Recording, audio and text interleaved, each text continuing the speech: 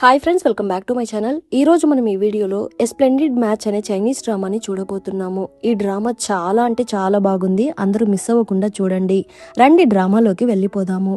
ఈ డ్రామా స్టార్టింగ్లోనే మనకు ఒక అమ్మాయిని చూపిస్తున్నారు. ఆమె పేరు జిన్షా.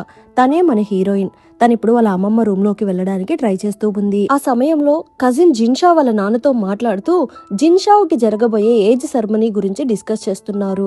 అనుకోకుండా జిన్షా వాళ్ళ మాటల్ని వింటుంది. కానీ తన కూతురి ఫంక్షన్ గురించి ప్రేమగా మాట్లాడాల్సిన నాన్నేమో చాలా కఠినంగా మాట్లాడుతున్నాడు. ఆ వేడుకకు నేను ఒక్క రూపాయి కూడా ఖర్చు పెట్టను. మీ జీ కుటుంబానికి గొప్పగా వేడుకలు చేయడం అంటే ఇష్టం కదా.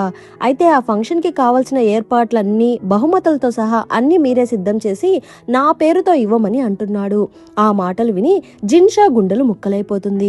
తల్లిదండ్రుల ప్రేమ బలవంతంగా దక్కేది కాదని, అదృష్టం ఉంటేనే దొరుకుతుంది అనుకుని జిన్షా అక్కడి నుండి బయటకు వెళ్తూ ఉండగా ఎదురుగా ఒక వ్యక్తి చేతిలో లాంతర్ పట్టుకుని వెళ్తుంటాడు. బాధతో నిండిపోయిన మన జిన్షా ఆ లాంతర్ను లాక్కొని వాళ్ళ అమ్మమ్మ ఎంతో ప్రేమగా సిద్ధం చేసిన గిఫ్ట్లు అలానే వేడుక ఏర్పాట్లు అన్నిటినీ కాల్చేస్తూ ఉంది. కొన్ని సంవత్సరాల క్రితం ఏం జరిగిందో చూపిస్తున్నారు. జిన్షా ప్రాణాలతో ఉంటే వాళ్ళ నాన్న వ్యాపారానికి సంపదకి ఆపద అని ఎవరో జ్యోతిష్కుడు చెప్పాడంట. అందువల్ల నాన్న జిన్షావుని చంపడానికి ప్రయత్నించి ఉంటాడు. ఆ తర్వాత జిన్షావుని వాళ్ళ అమ్మమ్మ కాపాడి తనే పెంచి పెద్ద చేసి ఉంటుంది. చిన్న వయసులోనే నన్ను ఇంట్లో నుండి తరిమేసింది మాత్రమే కాకుండా ఇప్పుడు ఈ వేడుకను కూడా మా అమ్మమ్మని చేయమంటున్నారా అనుకుని కోపంగా అక్కడ ఉన్న వాటన్నిటిని తగలబెట్టేస్తూ ఉంది. మా నాన్న ఎప్పుడైతే నన్ను చంపాలని నిర్ణయించుకున్నాడో అప్పుడే నేను డిసైడ్ అయిపోయాను. ఇక నుంచి ప్రేమ ఇవ్వలేని వాళ్ళ దగ్గర ప్రేమ ఆశించకూడదని అనుకుంటూ ఉంది. ఇందాక జిన్షా ఒక అతని దగ్గర లైట్ లాక్కొని వచ్చింది కదా, అతను అక్కనే నిలబడుకొని అదంతా చూస్తూ ఉన్నాడు. అది మరెవరో కాదు, అతనే మన హీరో. అతని పేరు చెన్ ఇదంతా చూస్తూ సైలెంట్ గా అక్కడి నుండి వెళ్ళిపోతున్నాడు. ఆ తర్వాత అమ్మమ్మ జిన్షా అలానే ఇంకొంతమందితో కలిసి ఆ ఏజ్ సెరమనీ గురించి మాట్లాడుతున్నారు. ఆ సమయంలో జిన్షా మాట్లాడుతూ, అమ్మమ్మ నాకు ఇలాంటి ఫంక్షన్లు ఏమీ అవసరం లేదు. ఈ ఫంక్షన్ ద్వారా అందరూ నా గురించి తెలుసుకుని ఏం చేయబోతున్నారు, నాకు ఇవేమీ వద్దు అని చెబుతుంది. తప్పు, అలా మాట్లాడకూడదు. ఈ ఏజ్ సెరమనీ ఫంక్షన్ అమ్మాయిల భవిష్యత్తుకి చాలా ఇంపార్టెంట్. ముఖ్యంగా పెళ్లి సంబంధాల విషయంలో ఇది చాలా హెల్ప్ అవుతుంది. ఈ ఫంక్షన్ కి చాలా మంది వస్తారు. దాని ద్వారా నీకేమైనా మంచి మంచి సంబంధాలు వచ్చే అవకాశం ఉంది. కాబట్టి నువ్వెంత అందంగా ఉన్నావో అలానే నువ్వెంత పెద్దదానివి అయ్యావో అందరికీ తెలియాలి కదా అని అంటున్నారు. ఆ మాటలు విని పక్కనే ఉన్న అంకుల్ వాళ్ళ కొడుకు నవ్వుతున్నాడు. అతని పేరు గూరాంగ్. ఎందుకలా నవ్వుతున్నావురా అని జిన్షావ్ అతనితో గొడవ పడుతూ ఉంది. అమ్మమ్మ అది గమనించి, నాకు కూడా జిన్షావ్ని వేరే వాళ్ళకిచ్చి పెళ్లి చేయడం ఇష్టం లేదు, కాబట్టి ఒక పని చేద్దాము, మీ ఇద్దరికి పెళ్లి చేసేద్దామని అంటున్నారు. ఆ మాట వినగానే జిన్షా షాక్ అయిపోయి, వద్దొద్దు, ఆ ఏజ్ సెరమనీని ఏర్పాటు చేయండి, అట్లీస్ట్ నాకు ఒక మంచి మొగుడైనా దొరుకుతాడు అని అనడంతో, అవును నాన్నమ్మ, మీరు నా జీవితంతో ఆటలాడకండి, త్వరగా ఆ ఏజ్ సెరమనీని ఏర్పాటు చేయమని గూరాంగ్ కూడా అడుగుతున్నాడు. ఆ మాటలు విని అమ్మమ్మ నవ్వుకుంటున్నారు. ఆ తర్వాత వాళ్ళిద్దరూ కలిసి బయటకు వెళ్తున్నారు. ఏంటి జిన్షావ్, నువ్వు పెళ్లికి రెడీ అయిపోయావా అని కజిన్ అడగడంతో, ఏం పర్లేదు, నాకేమైనా ప్రాబ్లం వస్తే నన్ను కాపాడడానికి నువ్వున్నావు కదా అనేసి వెళ్ళిపోతూ ఉంది. అప్పుడు కరెక్ట్ గా ఆపోజిట్ లో మన హీరో వస్తున్నాడు. జిన్షా అతన్ని చూస్తూ ఇతను ఎవరు అన్నట్టుగా ఆలోచిస్తూ నిలబడుకుని ఉంది. గూరాంగ్ వెంటనే అతనికి విష్ చేస్తూ జిన్షాని కూడా విష్ చేయమని చెబుతున్నాడు. ఇతని పేరు లార్డ్ చెంగ్ అని ఇంట్రడ్యూస్ చేస్తున్నాడు. ఓహో, ఈ అమ్మాయి మీ కజినా అని హీరో అడుగుతూ ఉంటే, అవునండి, తన ఇంటిని వదిలిపెట్టి బయటకు ఎక్కువగా వెళ్ళదు, కాబట్టి మీరు ఇక్కడ ఉంటున్నట్టుగా కూడా తనకి తెలియదు, తప్పుగా అర్థం చేసుకోకండి, మేము వెళ్ళాలి అని చెప్పేసి గూరాంగ్ వెంటనే జిన్షావ్ని అక్కడి నుండి తీసుకుని వెళ్ళిపోతున్నాడు. కానీ మన జిన్షావ్ చూపంతా హీరో మీదనే ఉంది. గూరాంగ్ తనని పక్కకు తీసుకుని వెళ్ళి అతనితో కాస్త జాగ్రత్తగా ఉండు, అతను కాస్త ప్రమాదకరమైన వ్యక్తి అని హెచ్చరిస్తున్నాడు. అతను కొత్త ట్యాక్స్ చట్టాన్ని తీసుకుని రావడం కోసం ప్రయత్నిస్తున్నాడు. అందువల్ల పెద్ద పెద్ద రాజకుటుంబాలందరూ కలిసి అతన్ని చంపడానికి ట్రై చేస్తున్నారు. అందుకే అతని హెల్త్ బాగాలేదు అన్నట్టుగా యాక్టింగ్ చేస్తూ మన ఇంట్లో ఉంటున్నాడు. అతనికి చాలా ప్రమాదం ఉంది. ధనవంతులందరూ ఇతన్ని వ్యతిరేకిస్తున్నారు, కాబట్టి అతనితో కాస్త జాగ్రత్తగా నడుచుకో అని అంటున్నాడు. ఓహో, అలా అయితే అమ్మమ్మ తరచుగా చెప్పేది ఈ వ్యక్తి గురించేనా? ఈయన చెప్పినట్టు చేస్తే ధనవంతుల సొత్తంతా సగానికి సగం ట్యాక్స్ రూపంలోనే వెళ్ళిపోతుంది కదా. అవును, నీకు ఇప్పుడైనా ఆయన గురించి అర్థమైంది కదా, ఆయనతో కాస్త జాగ్రత్తగా ఉండు అనేసి అతను అక్కడి నుండి వెళ్ళిపోతున్నాడు. ఇప్పటికే కాస్త బాధలో ఉన్న మన జిన్షావ్ పని వాళ్ళందరూ మాట్లాడుకుంటున్న మాటల్ని విని ఇంకాస్త బాధపడుతూ ఉంది. జిన్షా వాళ్ళ పేరెంట్స్ ఏజ్ సెరమనీ వేడుకను కూడా చేయలేకపోతున్నారు. ఈమె వాళ్ళ అమ్మమ్మ దయ మీద బ్రతుకుతుంది అని వాళ్ళు మాట్లాడుకుంటున్నారు. ఆ మాటలు విని జిన్షా బాగా అప్సెట్ అయిపోతూ ఉంది. ఒంటరిగా ఉండాలని భావించి ఆమె ఒక చిన్న పడవలో వెనక వైపు నుండే కొండ ప్రాంతానికి వెళ్తూ ఉంది. అలానే తను ఒక తాబేల్ని పెంచుకుంటున్నట్టు ఉంది. దాంతో మాట్లాడుతూ, నేనేం తప్పు చేశాను? నాన్నకి గిఫ్ట్ గా ఇచ్చిన బహుమతులన్నీ తగలపెట్టేశాను. అతన్ని నాన్న అని పిలవడానికే నాకు అసహ్యం వేస్తుంది. అసలు అతని ఫంక్షన్ కి పిలవకుండా ఉండాల్సిందమ్మా అని అంటూ ఫుల్ గా డ్రింక్ చేస్తూ ఉంది. ఇక అదే సమయంలో ఆ కొండ ప్రాంతంలో మరో పెద్ద సంఘటన జరుగుతూ ఉంది. ఒక అతన్ని చైర్ లో కూర్చోబెడుతున్నారు. చుట్టూ చాలా మంది గార్డ్స్ ఉన్నారు. అతనికి ఆపోజిట్ లో మన హీరో కూడా నిలబడుకొని ఉన్నాడు. ఇలా చూడు, ఈ కొత్త ట్యాక్స్ చట్టాన్ని రద్దు చేసే ఈ పత్రంపై సంతకం చేయమని డిమాండ్ చేస్తున్నాడు. కానీ హీరో దానికి ఒప్పుకోవడం లేదు.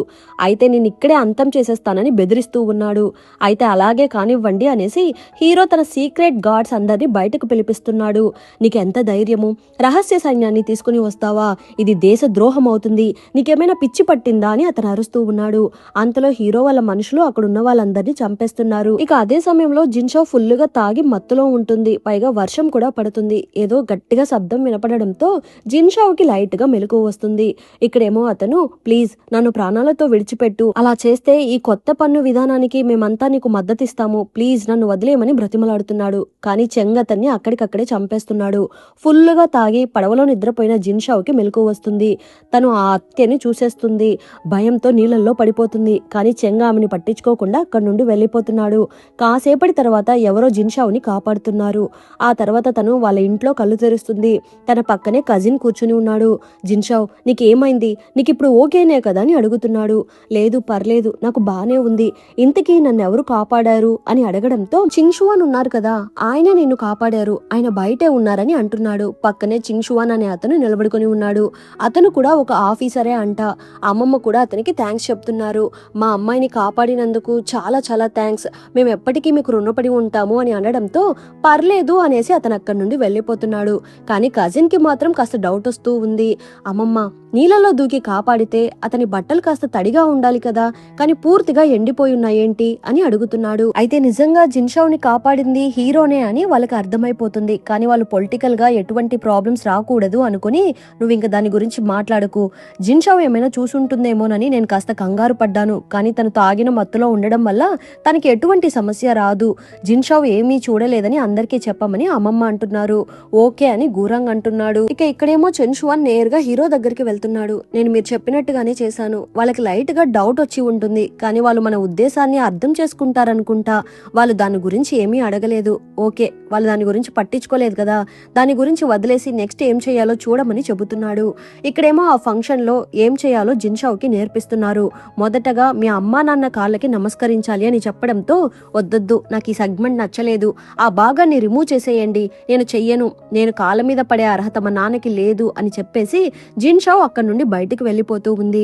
అదే సమయానికి చెన్షువాన్ రాయల్ మెడిసిన్ తీసుకుని వెళ్లి జిన్షావ్కి ఇస్తున్నాడు.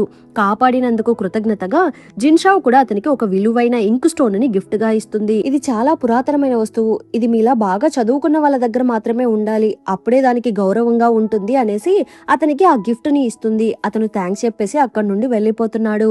ఇతను నాతో అబద్ధం చెప్తున్నాడు, నన్ను కాపాడింది ఇతను కాదు, అతను నా కళ్ళల్లోకి చూసి మాట్లాడలేకపోతున్నాడు, దీని వెనకాల ఏదో సీక్రెట్ ఉంది, ఇంతకీ నన్ను ఎవరు కాపాడి ఉంటారు అన్నట్టు ఆలోచిస్తూ ఉంది. ఆ తర్వాత అటువైపుగా వెళ్తూ హీరోని మళ్ళీ మీట్ అవుతుంది. ఇతన్ని ఎక్కడో చూసినట్టు అనిపిస్తుంది.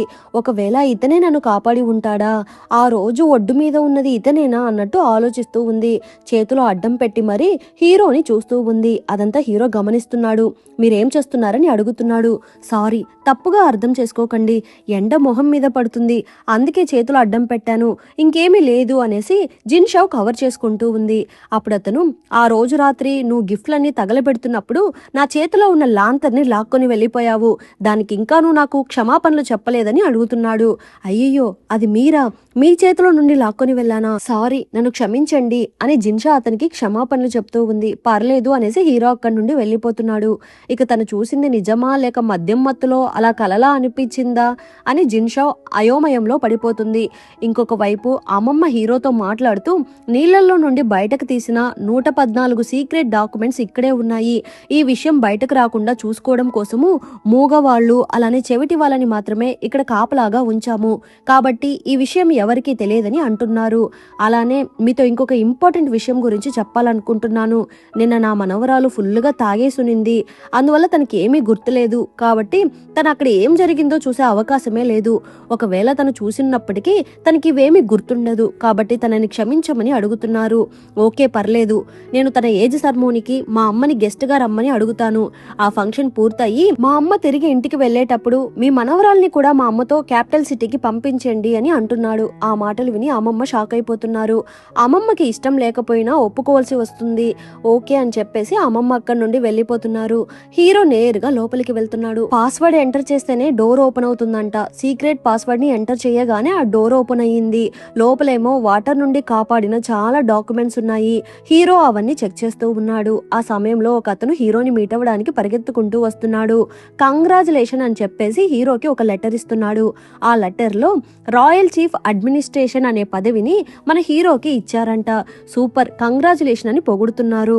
చెంగ్ మాట్లాడుతూ త్వరలోనే జిన్షో ఏజ్ సెరమనీ జరగబోతుంది. ఆ వేడుక పూర్తయ్యేదాకా మనం ఇక్కడే ఉందాము. అంతవరకు నాకెలానో ఈ పోస్టింగ్ ఇవ్వరు. ఒక పెద్ద సీన్ ని క్రియేట్ చేసేసి మనం ఇక్కడ నుండి వెళ్ళిపోదామని అంటున్నాడు. ఆ ఏజ్ సెరమనీ ఫంక్షన్ కోసము చాలా మంది గెస్ట్లు వస్తున్నారు. చాలా మంచి మంచి గిఫ్ట్లు తీసుకొని వస్తున్నారు. జిన్షో మేడం జీ వాళ్ళ కూతురి బిడ్డ, కొడుకు బిడ్డ కూడా కాదు, కానీ కూతురి బిడ్డ అయినా ఆమె తన కోసం ఈ ఫంక్షన్ ని ఎంత గ్రాండ్ గా చేస్తున్నారో చూడండి. ఇలా జరగాలన్నా దానికి కాస్త అదృష్టం ఉండాలి. ఈ అమ్మాయికి అదృష్టం లేదు, నష్ట జాతకురాలని చెప్పి వాళ్ళ నాన్న తనని తరిమేశాడు. కానీ ఆ అమ్మాయి చాలా లక్కీ, హ్యాపీగా ఇక్కడ ఉంటుంది అని మాట్లాడుకుంటున్నారు. ఇక్కడేమో బయట బండిలో ఒక అతను కూర్చుని ఉంటే ఇంకొక అతను అతనికి స్నాక్స్ తెచ్చిస్తున్నాడు. నాకు ఇవేమీ నచ్చడం లేదు, ఇవేమీ బాలేదని అతను అంటున్నాడు. బండి లోపల కూర్చొని పొగరుగా మాట్లాడుతున్న ఈ అబ్బాయి పేరు ఈషియన్. ఇతను ఉన్నత కుటుంబానికి చెందినవాడంట. అక్కడ వాళ్ళు మాట్లాడుకుంటున్న మాటలన్నీ వీళ్ళిద్దరూ కూడా వింటున్నారు. నాకు ఇప్పుడే ఒకటి గుర్తుకు వచ్చింది. వీళ్ళు మాట్లాడుకుంటుంది నా కజిన్ గురించి అనుకుంటున్నా. మా అంకుల్ ఉన్నాడు కదా, అతనే ఏదో జ్యోతిష్యుడు చెప్పాడు అని అతని మాటలు నమ్మి సొంత కూతుర్ని చంపడానికి ట్రై చేశాడు. ఆ తర్వాత నుండి ఆ అమ్మాయి వాళ్ళ అమ్మమ్మ దగ్గర పెరిగింది. ఇప్పుడు ఆ అమ్మాయికే ఏజ్ సెరమోనీ కండక్ట్ చేస్తున్నారు. మనం కూడా వెళ్ళి చూద్దామా అని అడుగుతున్నాడు. ఓకే పద వెళ్దామని ఈషియన్ అంటున్నాడు. గెస్ట్లు అందరూ లోపలికి వెళ్తున్నారు. కరెక్ట్ గా అదే సమయానికి మన హీరో కూడా అక్కడికి వస్తున్నాడు. అమ్మమ్మ వాళ్ళందరికీ వెల్కమ్ చెప్తూ లోపలికి తీసుకుని వెళ్ళబోతున్నారు. కరెక్ట్ గా అదే సమయానికి రాజ ఆజ్ఞ వస్తుంది. మీ అందరి సమక్షంలో నేను ఈ రాజ ఆజ్ఞని యాక్సెప్ట్ చేసుకుంటున్నానని చెంగ్ అంటున్నాడు. వెంటనే గార్డ్స్ ఆ ఆజ్ఞని చదవడం మొదలు పెడుతున్నారు. అందులో చీఫ్ రాయల్ అడ్మినిస్ట్రేటర్ పదవిని హీరోకి ఇస్తున్నట్టుగా ఉంది. అది చూసి చెన్ వాళ్ళ అమ్మ చాలా హ్యాపీగా ఫీల్ అయిపోతున్నారు. హీరో థ్యాంక్స్ చెప్పేసి దాన్ని తీసుకుంటున్నాడు. వెంటనే అక్కడున్న వాళ్ళందరూ హీరోకి కంగ్రాచులేషన్స్ చెప్తున్నారు. ఈషియన్ అని ఒక రిచ్ పర్సన్ ఉన్నాడు కదా, అతను మాత్రం అక్కడి నుండి వెళ్ళిపోతున్నాడు. ఇతను లార్డ్ సాంగ్ వాళ్ళ కొడుకు కదా, ఇతను ఇక్కడేం చేస్తున్నాడని హీరో అనుకుంటున్నాడు. కానీ మన జిన్షాకి మాత్రం ఫుల్ కోపం వస్తూ ఉంది. నా ఫంక్షన్కి వచ్చిన వాళ్ళందరినీ అతను గురించి పొగిడేలా చేసుకున్నాడు. అసలు అతన్ని లోపలికి రానివ్వకుండా ఉండాల్సింది అని తిట్టుకుంటూ ఉంది. అప్పుడు కరెక్ట్ గా ఒక పనమ్మాయి జిన్షా దగ్గరికి వెళ్లి, మీ నాన్న ఈ ఫంక్షన్ కి మీ అమ్మని తీసుకొని రాలేదంట, కాన్క్యూబైన్ ని తీసుకొని వచ్చారంట అని చెప్పడంతో జిన్షాకి కోపం ఇంకా పెరిగిపోతూ ఉంది. నేరుగా వాళ్ళ దగ్గరికి వెళ్తూ ఉంది. ఆ కాన్క్యూబైన్ జిన్షావుని చూసి చాలా భయపడిపోతూ ఉంది.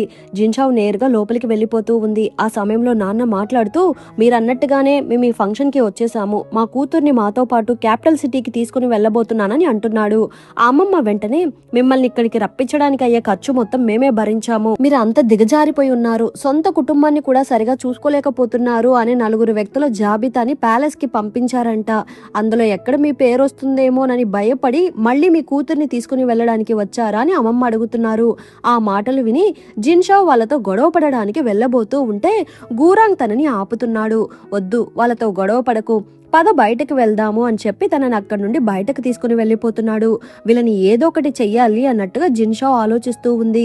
కరెక్ట్ గా అదే సమయానికి హీరో అటువైపుగా వెళ్తుండడాన్ని గమనించి జిన్షా పనిపిల్ల దగ్గర ఏదో ఒక విషయాన్ని చెప్పి పంపిస్తూ ఉంది. పనిపిల్ల వెంటనే వెళ్లి హీరో వాళ్ళ రూమ్ కిటికీలు ఓపెన్ చేసి, గాలి బాగా వస్తుంది అందుకే కిటికీలు ఓపెన్ చేశానని అబద్ధం చెప్తుంది.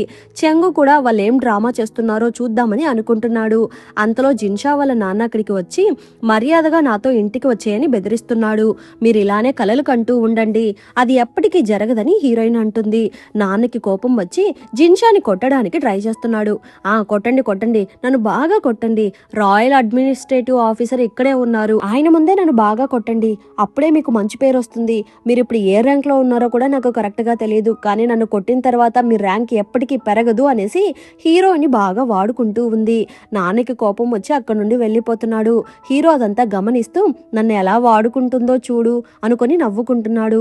వీళ్ళ అమ్మమ్మేమో నా మనవరాలు ఉత్త అమాయకురాలు, తనకి ఏమీ తెలియదని అనుకుంటున్నారు అనుకొని ఇంకా నవ్వుకుంటున్నాడు. ఇక్కడేమో జిన్షా వెళ్తూ ఉంటే ఎదురుగా ఈషియన్ వస్తున్నాడు. జిన్షా అతన్ని పట్టించుకోకుండా వెళ్ళిపోతూ ఉంది. నాకు విష్ చేయకుండా వెళ్ళిపోతున్నావు, నీకెంత ధైర్యం అని అడుగుతున్నాడు. ఇందాక చెన్న అక్కడున్నారు, నేను ఆయనకే విష్ చేయలేదు, ఇంకా నీకెందుకు విష్ చేయాలి అని పొగరుగా సమాధానం చెప్పేసి జిన్షా అక్కడి నుండి వెళ్ళిపోతూ ఉంది. ఇప్పుడు ఆ ఇంట్రడక్షన్ సెరమనీ స్టార్ట్ అవుతూ ఉంది. జిన్షావ్ కోసము రకరకాల ఆభరణాలు సిద్ధం చేస్తున్నారు. జిన్షావ్ని అందంగా రెడీ చేసి బయటకి ఇన్వైట్ చేస్తున్నారు. బాగా డబ్బున్న వాళ్ళందరూ ఆ ఫంక్షన్ కి అటెండ్ అవుతున్నారు. హీరో, అలానే చెంగ్, అలానే ఈషియన్ అందరూ వెయిట్ చేస్తూ ఉన్నారు. అంతటితో ఈ ఎపిసోడ్ ఎండ్ అయింది. మళ్ళీ నెక్స్ట్ ఎపిసోడ్ లో కలుద్దాం. ఎపిసోడ్ ఎలా ఉన్నిందో తప్పకుండా కమెంట్ చేయండి. ప్లీజ్ సపోర్ట్ చేయండి. Thanks for watching.